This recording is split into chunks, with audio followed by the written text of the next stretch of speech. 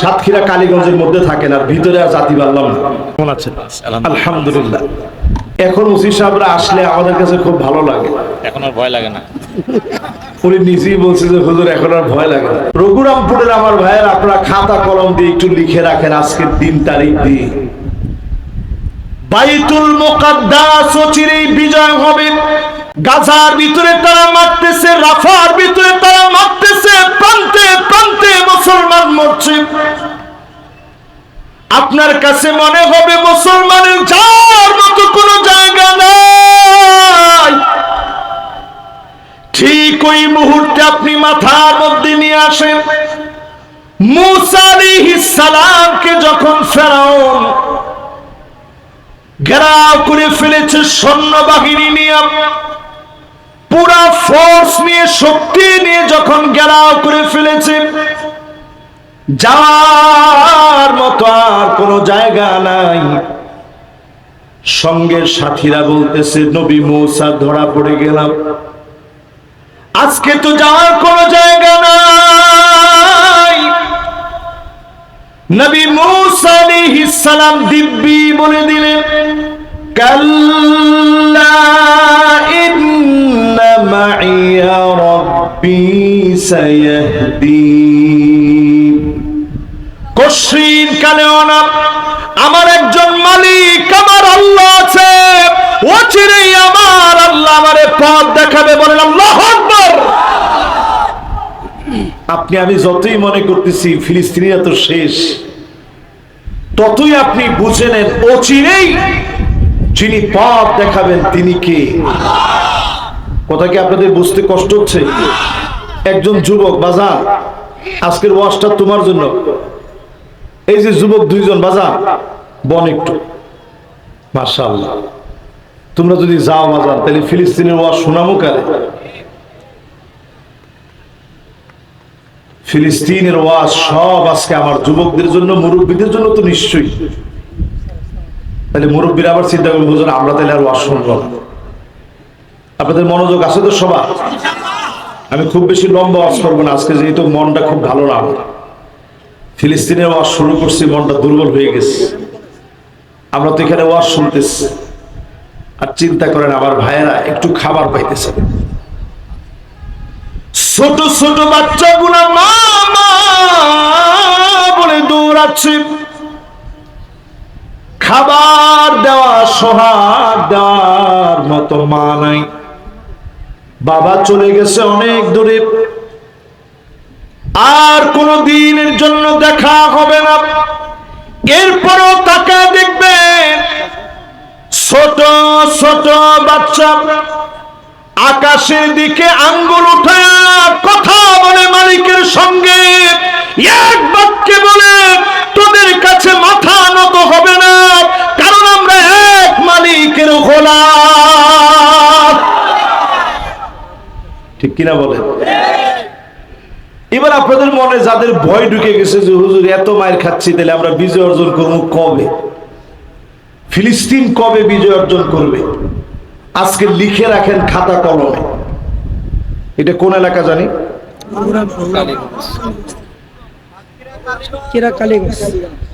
সাতক্ষীরা কালীগঞ্জের মধ্যে থাকেন আর ভিতরে আর জাতি পারলাম না। না না, জায়গাটার নামটা ভুলে যাচ্ছি কিছু। হ্যাঁ হ্যাঁ হ্যাঁ, এটা আমেরিকার যে আগুন আপনারা দেখেছেন লস অ্যাঞ্জেলেসে ক্যালিফোর্নিয়াতে, যেই আগুন আপনারা দেখলেন ফালিয়ালতাকিবু ইনদা যালিকা রিহান আমরা,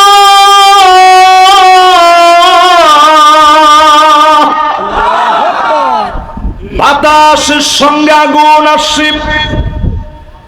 অদৃশ্য আগুন জ্বালা পুরা ছারখার করে দিয়েছে।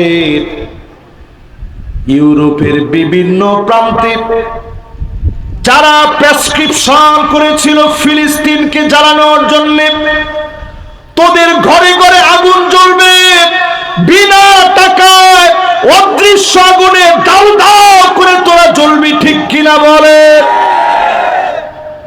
পৃথিবীর পূর্ব দিকে অনেকগুলো ভূমিকম্প আসবে, কান খাড়া করে আজকে শুনে রাখে না। আমি সাতক্ষীরার মানুষকে অনেক মাহফিলে সাক্ষী বানিয়েছি। সাগরদারি এক মাহফিলে, এটাও সাতক্ষীরা না হইলেও কাছাকাছি, যশোর ঠিক আছে কিন্তু আপনাদের থেকে কাছাকাছি না, বর্ডার আর কি। সাগরদারিতে আজকে থেকে মনে হয় 7 থেকে 8 বছর আগে সাগরদারি মাঠে, ওইখানে একটা ওয়াজের ভিতরে বলছিলাম যে ঠান্ডা জনিত একটা মহামারী আসবে। 7-8 বছর আগে কথাটা আপনাদের মাথার উপর দিয়ে গেছে যে আরে ধর হুজুর কইলেই হবে, কি যে ঠান্ডা জনিত মহামারী। কিন্তু 7-8 বছর পরে ঠিকই এই মহামারীটা আসে। আমাকে এই ওয়াজটার কারণে স্বরাষ্ট্র মন্ত্রী আমাকে ডেকে নিয়ে গেছে, তৎকালীন ডেকে নিয়ে গিয়ে আমাকে শাসন করতেছে যে হুজুর এগুলো কি বলেন, কিসের মহামারী, উদ্ভট আপনি কেন করলেন? আমি বললাম যে আপনি সময়টা আসতে দেন। ঠিকই যখন করোনা আসছে উনি আরেকবার আমারে ডাকছে, ডাকি বলতেছে হুজুর এই ঠান্ডা জনিত মহামারী তো চলে এসেছে। আজকের এই মাহফিলে কথা বলে আপনাদেরকে স্মরণ করায় দিই, ফিলিস্তিন বিজয় হবে। যারা এখনো ফিলিস্তিনের পক্ষ নেয় না ওই গাদ্দার গুনার ঘাড় আল্লাহ মটকায় দিবেন। এই জন্য অন্তত মার্চ ফর গাজা যেটা আমরা করলাম, আর কিছু না হোক উম্মাহ কনসেপ্ট জাগ্রত হয়েছে। ইসরায়েলের পত্রিকার ভিতরে নিউজ হয়েছে বাংলাদেশের মতো একটা দেশ এত বড় আন্দোলন করতে পেরেছে। বাংলাদেশের ব্যাপারে সজাগ থাকতে হবে। তারা যত আমাদের ব্যাপারে সজাগ হবে আল্লাহ তত রহম নাজিল করবে। এই জন্য পূর্ব দেশে যেই ভূমিকম্প আসবে, পূর্ব দিকে যেই ভূমিকম্প গুলা হবে, পূর্ব দিকের দেশ হচ্ছে আমার বাংলাদেশ, ভারতের বড় অঞ্চল, মায়ানমার, থাইল্যান্ড, ফিলিপিন, মালদ্বীপ, ইন্দোনেশিয়া, মালয়েশিয়া, চীন, জাপান, হংকং, উত্তর কোরিয়া, দক্ষিণ কোরিয়া, সবগুলোর ভিতরে ভূমিকম্প হবে।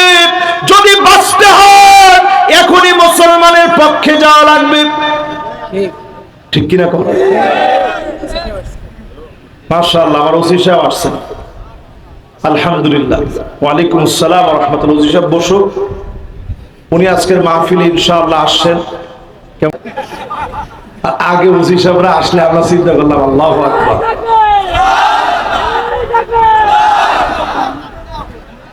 এই যে মাশাআল্লাহ ওসি সাহেব আসার পরে উনি যে নারায়ে তাকবীর দিল, বিগত 15 বছরে এইরকম একটা নারায়ে তাকবীর ওসির সামনে দিলে ওসি সাহেব নিজে মুসলিম হিসেবে মেনে নিতেন, কিন্তু ওনার চাকরি যাওয়ার সম্ভাবনা ছিল। আপনি কোন দলের লোক যদি নাই হন, যাওয়ার সাথে সাথে নারায়ে তাকবীর কিসের জন্য? আল্লাহ তাআলা দিন পরিবর্তন করে দেন, দিয়ে আল্লাহ তাআলা পরিবর্তন করে দেন। এই সাতক্ষীরা থেকে 86 কিলোমিটার জায়গা তখন আমার দৌড়ায় নিয়ে গেছে। তখন এসপি সাহেব ছিলেন মুস্তাফিজ সাহেব, ওনারে দেখে মনে হইল আমি সে রাত 2টার দিকে ওনারে অনেক ফোন দিছি, দিতে উনি ফোন ধরলেন।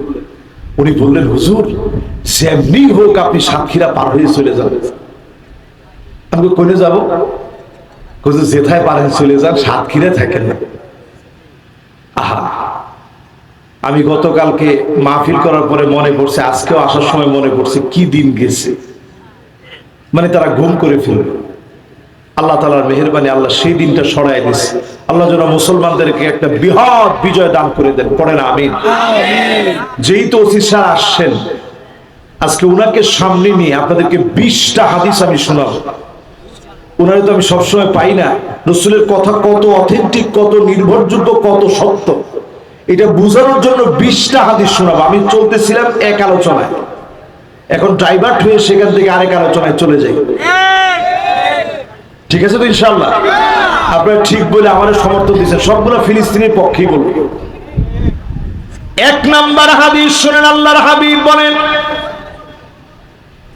এমন সময় আসবে মুসলমান হাত্তা তুরাল আরদু দামান ওয়া ইয়াকুনুল ইসলামু গরীবা, জায়গায় জায়গায় তোমরা রক্ত দেখবে, অন্য কোন কারণে মার খাবে না, শুধু ইসলামের কথা বলার কারণে জায়গায় জায়গায় তোমাদেরকে মারা হবে। কি ঠিক তো বলছেন আপনারা 10 জনে, এখন তো 2 জনে বলছেন, কি আপনারা ভয় পেতেছেন? জোরে সরে বলেন এই হাদিসটা কি ঠিক না বেঠিক? হাদিসের ব্যাপারে কোনো সন্দেহ রাখা যাবে? 1 নাম্বার হাদিসের ভিতরে নবীজি বলছেন জায়গায় জায়গায় মুসলমানের রক্ত পড়ে থাকবে, কারণ হবে শুধু ইসলাম। ঠিক কিনা? আজ ফিলিস্তিনে বলেন, নাইজেরিয়াতে বলেন, সোমালিয়ায় বলেন, ইথিওপিয়াতে বলেন, সুদানে বলেন, বুর্কিনা ফাসোতে বলেন, আজ পৃথিবীর অনেক দেশ আছে জীবনে কোনোদিন নাম শুনেন নাই, অসংখ্য দেশের ভিতরে 2 কোটি মুসলমান মার খাচ্ছে, 20 কোটি মুসলমানের মাথার উপরে ছাদ নাই, শরণার্থী হয়ে গেছে, পেটগুলা পিঠের সঙ্গে লেগে গেছে, অন্য কোন কারণে মুসলমান মার খায় না, শুধুমাত্র ইসলামের জন্য মুসলমানদেরকে মারা হচ্ছে। 1 নাম্বার হাদিসটা কি মিলছে? 2 নাম্বার হাদিসের দিকে তাকান। আল্লাহর হাবিব বলেন